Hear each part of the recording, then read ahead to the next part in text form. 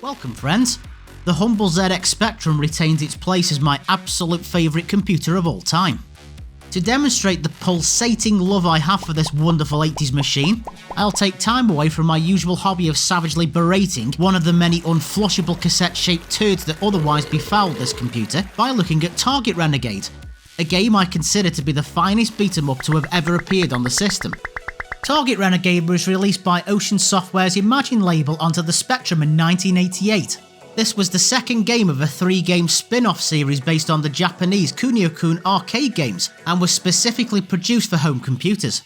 Target Renegade's predecessor Renegade was utterly groundbreaking for the time and was pivotal to the sheer popularity zenith that Target Renegade reached. Following the fantastic success of Target Renegade, Imagine suddenly developed a deathly allergy to wealth and success by releasing the third game of the series, Renegade 3: The Final Chapter.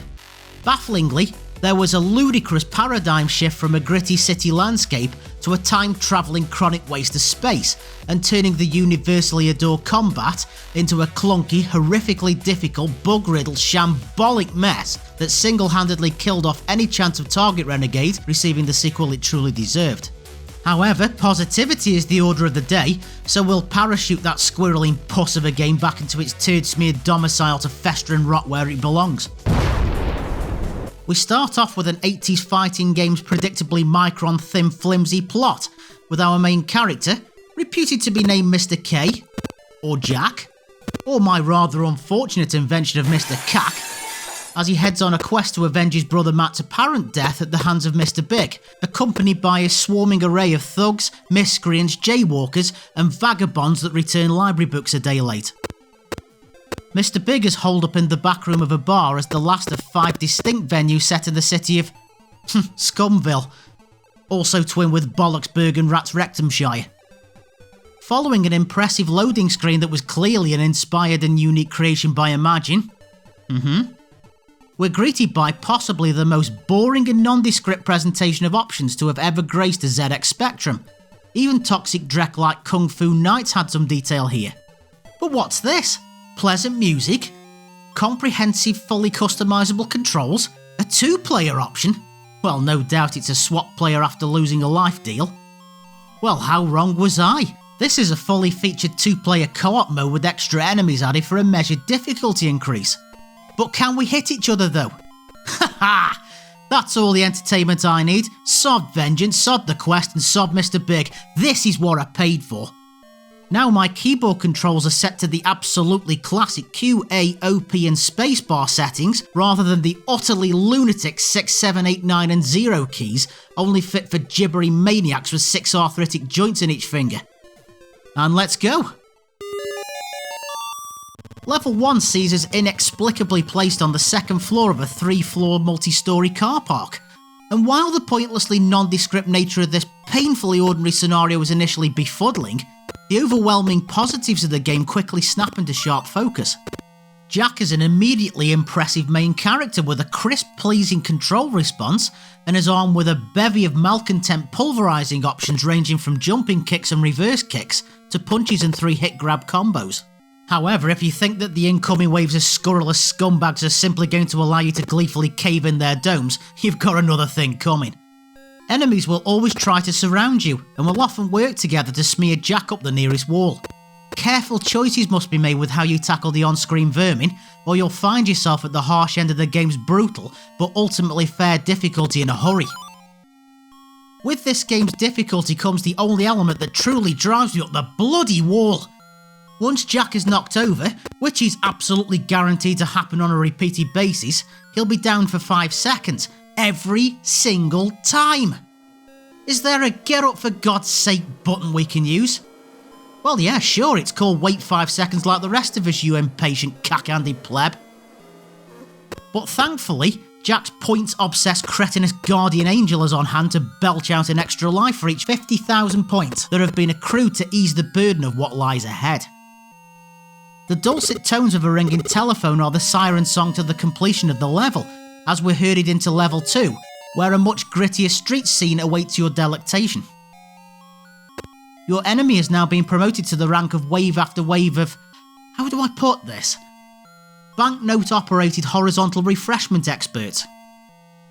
This baleful font of rage, represented by this mostly off-screen gun-toting arsehole, is the ladies' minder, who harbours such a visceral bloodlust for Jack, he's more than happy to gun down any number of his business's assets just to get at you. As before, Jack concludes the level by answering a ringing telephone conveniently placed just after yet another swathe of brutalised corpses you recently left in your wake. Although the manual gives no indication to the nature of these calls, I can only assume that Mr. Big is inviting Jack to another death trap, filled with more budding corpses, bear traps, animal snares, and a rusty blunderbuss leaning precariously against a recently primed cannon. If games from 1987 had more extensive speech capabilities, I would expect the call to feature a gruff, but pleasantly ear-tonguing voice that sounds something like, "Well, Jack, you triumph again. However, if you expect to be successful in my next labyrinth on level 3, I would park those expectations," shortly followed by 35 minutes of villainesque laughter and the occasional sound of an asthma inhaler in the background. The park level introduces us to more perambulating thuggery from a new array of odious punch bags with similar AI capabilities to the former, but also introduces an axe weapon, a device of such seemingly hideous complexity that Jack ends up cracking his enemy in the face with the blunt side of the instrument, and then proceeds to chop off his own ear as he winds up to inflict the next blow.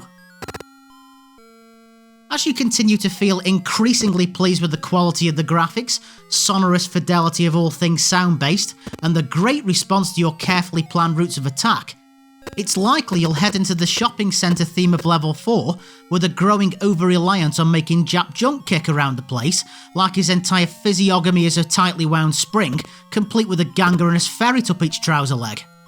Well, that plan of attack will be promptly thrusted against a wall to receive a subatomic kicking into the cement, as you realise that anything wearing a black cap on this level will happily duck these attacks in perpetuity until your joystick is seen by onlookers to suddenly bounce off your neighbour's car, or you grudgingly change tactics.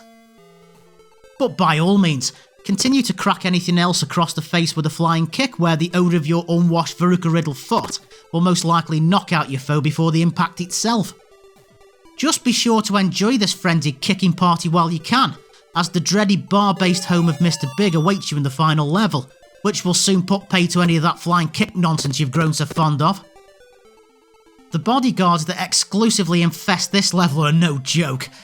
A careful approach is required throughout this crushingly difficult level, but this can be slightly alleviated by the provision of the game's final new weapon. Oh well, if we got to use a sledgehammer, a morning star, and an inverted axe during our travels, I bet this next weapon is going to be 17 blood-stained croquet mallets glued together and filled with nails prized out of Satan's coffin itself. Well, no, it's a snooker cue, what did you expect? However, this snooker bat is a godsend for a level such as this, and if you look closely at the wood grain, you can see the message, "Insert this way into Mr. Big for a rapid demise." This weapon makes the final Mr. Big encounter a complete pushover, assuming he doesn't trap you in this inescapable shaking to death manoeuvre, like he did with me repeatedly.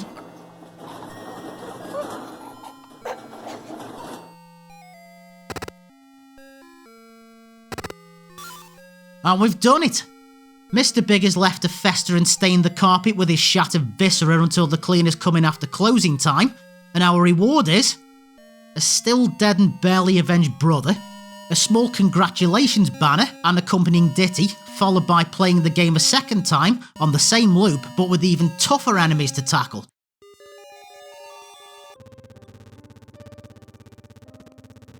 "You've fallen into my ultimate trap," proclaims Mr. Big, currently captured as a coughing belch from the next existence beyond.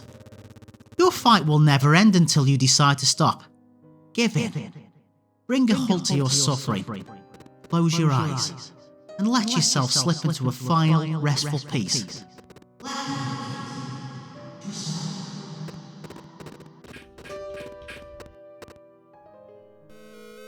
Who cares?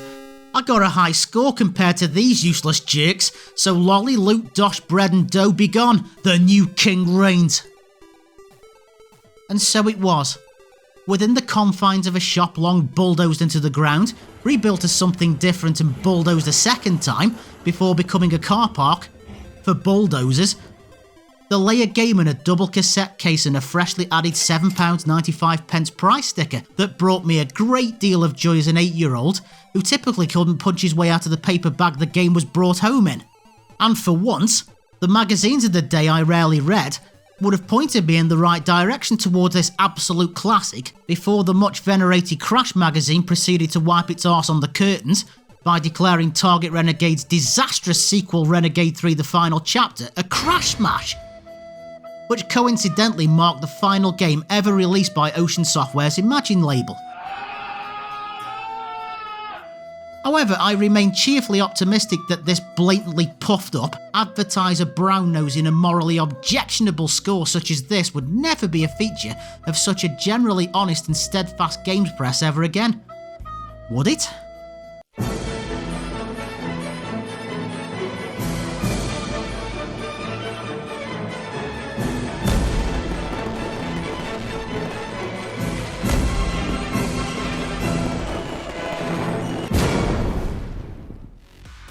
Until next time, goodbye friends.